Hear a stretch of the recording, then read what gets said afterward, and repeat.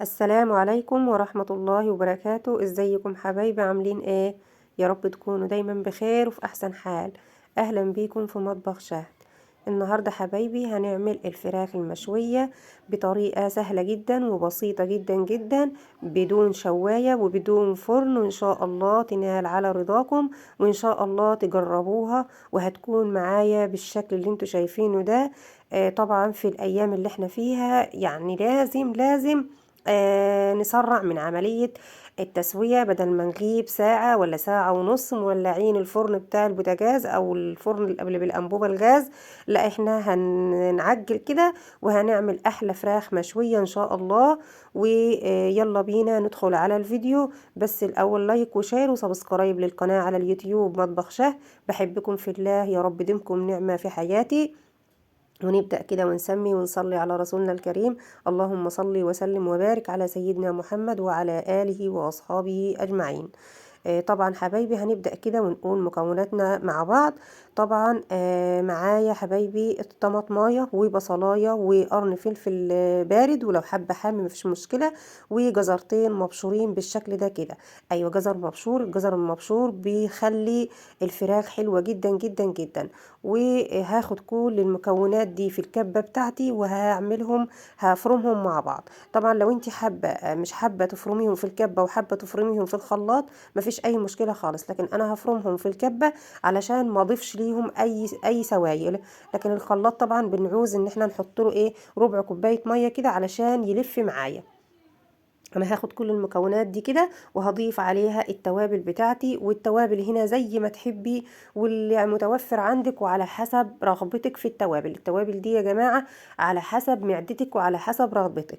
هنا انا معايا طبعا، انا النهاردة هعملها بالاعشاب وهعملها بأقل مكونات وبأقل توابل عندي. معايا هنا روزماري وزعتر وكزبرة ناشفة وفلفل اسود. انا مش هحط اكتر من كده على الفراخ النهارده. طريقه جميله وطريقه مميزه وما فيهاش اي نكهات زياده زي ما احنا متعودين على النكهات التانية. لا، انا مش هضيف اكتر من كده. وكمان معايا حبيتين فصين كده حبهان، هضيفهم برضو في الكبه، ان هم يتفرموا معايا في الكبه علشان يكونوا مطحونين، ما يكونوش حب زي ما هم.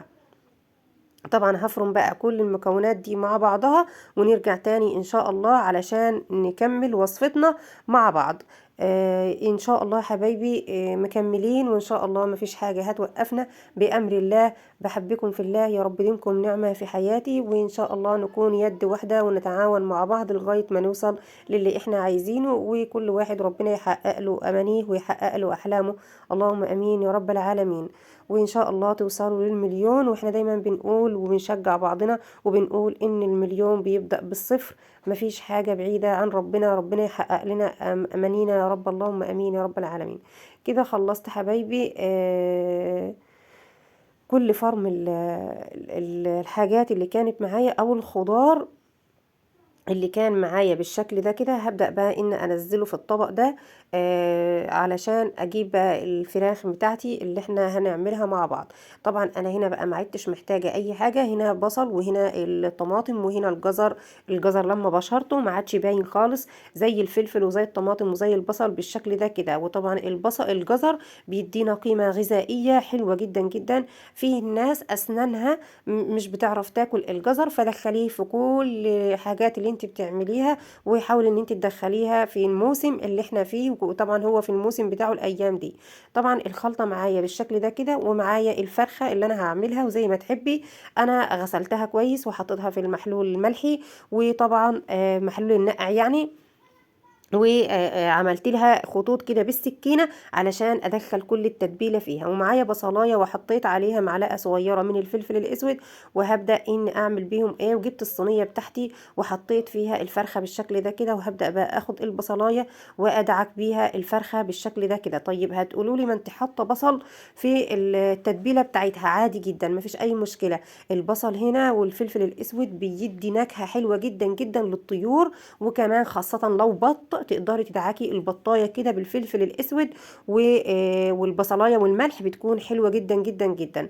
هنا خلاص بعد ما تبلتها بالشكل ده كده هبدأ بقى ان احط الملح ده طبعا اللي كان فاضل للتتبيله بتاعتي اللي هو الملح. وما ضفتش اي حاجه تانية قدامكم.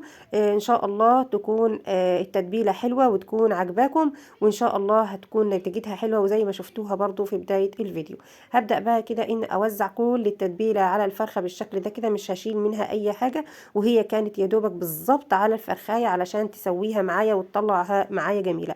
انا مش هضيف ميه ولا اي حاجه خالص، هضيف بس معلقه كبيره من الزيت بالشكل ده كده، وهبدأ اني اوزعها برضو بالشكل ده كده.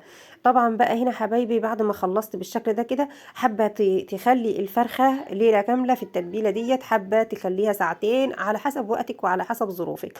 هنا خلاص جبت ورق الفويل ولفيت الصينية بالشكل ده كده وغطيتها، وبعد كده هعمل فيها ايه، هرفعها على عين البوتاجاز. انا مش هدخلها الفرن ولا حاجة، هرفعها على عين البوتاجاز لغاية ما تستوي تماما. مش هدخلها الفرن تستوي خالص، ليه؟ اسرع وبسرعه، بدل ما تاخد مني ساعه ونص، لا هي هتستوي على نار هاديه جدا جدا جدا، ومش هتاخد وقت مننا طويل ولا اي حاجه.